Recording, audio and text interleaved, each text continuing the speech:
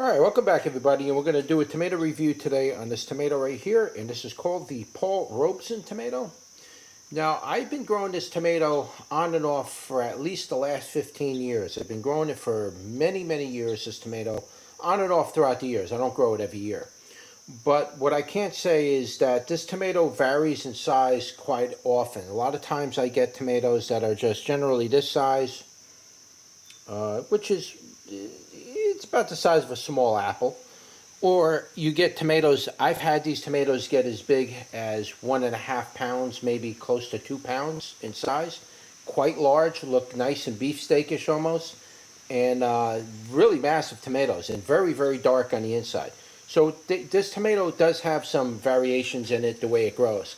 If you give it really, really good soil, a lot of nutrients and lime in the soil, and the thing's healthy and there's no blight attacking it, and you're going to get extremely large tomatoes. But if you have a lot of problems and the stars ain't lining up in the universe, then you're going to get smaller tomatoes like I have here. But even though they're smaller tomatoes, it's still quite a productive variety of plant. It's not super productive, but it's pretty productive. So I do have... I might have images, I'm not sure if I have them anymore, of some of the larger sizes of the tomatoes I got from here. They're quite large. In fact, one year I grew this tomato, right around when I first moved up here, one year I grew this tomato, and I let a few of them fall from the plant because I didn't have time to harvest them, and it reseeded itself, and the tomatoes that came up the year after were enormous in size. I couldn't believe how big the tomatoes were coming off of that plant. So it did self-seed itself, and it got to a point where I was actually pulling the plants out because they were coming up everywhere. So this particular variety of tomato was self-seeding as well. So let's take a closer look at the tomato. Here you go. You can see it's a nice purple on the bottom.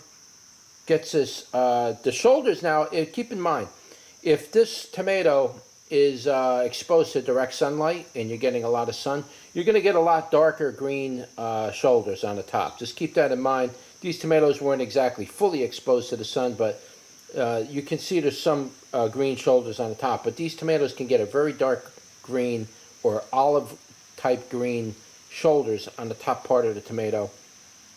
So that's one of the characteristics of this tomato.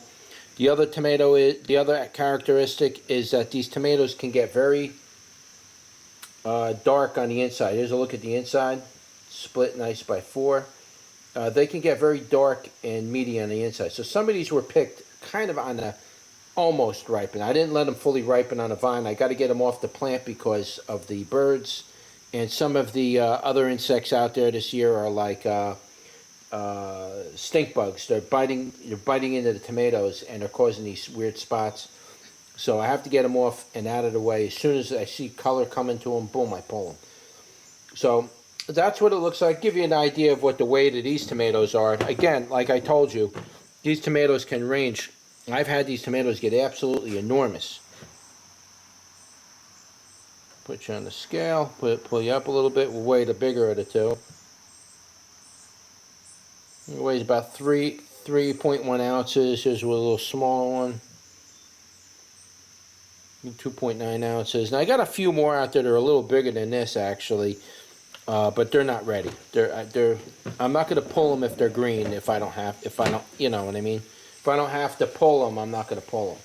So as long as they got color on them, as soon as they start turning, that's when I pull them. But realistically, if you really want these tomatoes to really develop a full body, a full color on them, just leave them on a plant. But if you're getting attacked by insects and birds and stuff, then you got to take them off. Then let them ripen on the table. But you're going to get the centers are going to get they're going to be a little unripened. These centers, to get that center really dark purple, you really got to leave it on a plant to fully ripen on a plant. If you pull them early, you're always going to end up with a semi-unripened state. So let's do a bricks on it and see what the bricks is. Let me back you up a little bit. All right, let's back you up. Okay, so let's go over the sweetness first. Bring it up a little bit. Let's go over the sweetness. Okay, the sweetness, I'm going to put just a little bit above average, but again, I've been growing these tomatoes for years. I've had these tomatoes where they were absolutely sugary sweet. I've had these tomatoes very, very sweet, well into the 30s, mid-30s. This particular tomato I just taste tested was a little above average. Just not very much, but a little bit. So 25 would be average. I'd say this was probably a 26, 27 on the sweetness.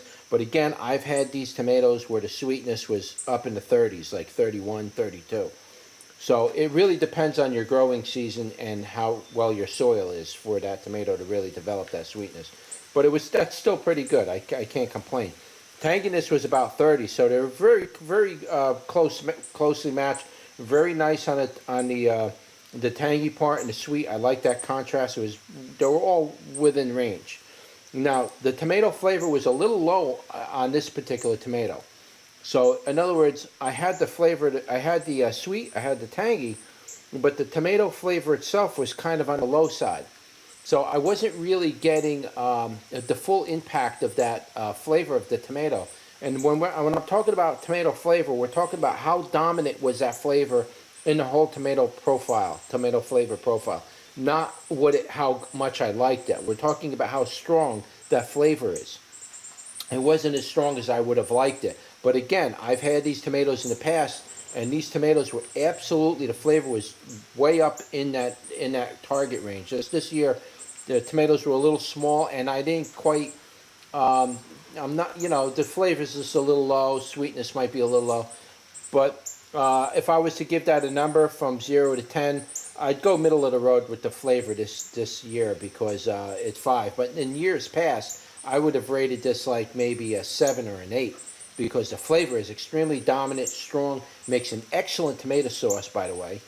And the production of the tomatoes were amazing. We'll go over that in a minute. But this year, we're only going to go middle of the road. We'll go average. But most oftentimes, you are going to get above average in the tomato flavor. And again, the flavor we're talking about is the concentration of how strong that flavor is from the time you eat it to the time it sits on the back of your tongue. That's what we're referring to. Moisture is really good. I'm going to put the moisture at about a 7, a little more moist than I would have preferred. Normally, the ideal spot for moisture would be like around a 6 to 6.5, but we're going to go with 7 because a little above that. So it was moist. It was fine. It didn't, ruin the experience. It's just it was moist. It was juicy, very, very juicy. Tardy or sour, no tardy or sourness to it, so we're going to give that a 0. Undertones, there was an undertone with this tomato, and this tomato does tend to carry a type of earthy, type of wild, type of heirloom type of undertone. I don't know any other way to explain. I can't describe what that undertone tastes like. But there is an undertone to it. It's not going to taste like a store-bought commercial tomato where it's just the flavor and nothing else. You're going to get some of this little bit of a wilding flavor, these undertones. This particular tomato this year had like a 1 on it. But it's not bad. It's not going to make you sick. You're not going to get grossed out or anything like that. It's nothing like that at all. There is a bit of an heirloom undertone associated with this tomato. And once you eat one bite of it, then you're like, oh, okay, I know what to expect now. When you first eat it, you don't expect it. You're like, oh, what's that? What's that flavor? So yeah, there's a slight undertone. We'll probably put that at about a 1.5 on the undertone. There is something going on there. So just keep that in mind. As far as the texture I'm going to put at about a 7.5 on the texture. It was a very good texture. Ideal range for the texture is like around 6, maybe 6.5 on the texture. You want to be a little above average with texture. When we talk about texture, we're talking about, how well does the tomato hold together when you're cutting it up for a salad, and versus how well the tomato, how soft it is when you eat it raw. Is it going to break up nice? What's going on? The only downside to this particular tomato, at least for this one this year, is that the skins were on the tough side. I had to spit the skins out, basically. So I wasn't too pleased with the skin part of it. Maybe in the future we'll separate the skins from the texture because it really causes my texture number to go lower artificially because of skins. So I may have to separate that. I just don't normally have enough room.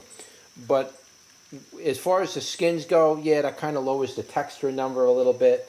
I guess I'll bring. I think I said texture was about a 7.5. I think we'll go with a 7 because of the skins. The skins were a little tough on that. So texture, we're going to go with a 7. But again, even with the tougher type of skins, our numbers are still above the averages. So that's really, really good. As far as production goes, this year I didn't do as good with the production, and the tomatoes were kind of small. But in years past, I've done phenomenally well with this, getting 1.5, 2 pound tomatoes off of that plant that were, well over a dozen tomatoes. If you're getting a dozen 1 pound or heavier tomatoes off a plant, you've done really good. You did really, really good. Your soil's good, tomato was good, everything. The stars lined up in the heavens, and that's why you got such good tomatoes. So if you're getting that many of those big tomatoes, yeah, that's a few pots of sauce right there. But this year I didn't do as good, so production-wise, I'm going to kind of lower it. But I'm not going to go normally say average. I'm still, even though I didn't do as good this year, I'm going to say above average because I have a lot of experience with this tomato. So we're going to go a little above average. We'll say 6, still above the normal. But in times past, I would have rated it like a 9. Okay, so this year, because of this year, I'm averaging it out. I'm just going to roughly say it's about a 6, a little bit above the average because these tomatoes were a little small, and I didn't get as many this year. This plant, just so you know, this tomato variety, you need to grow it by itself. Don't grow it near other tomato plants. Grow it by itself and really concentrate on it. Really take care of it and baby this tomato variety.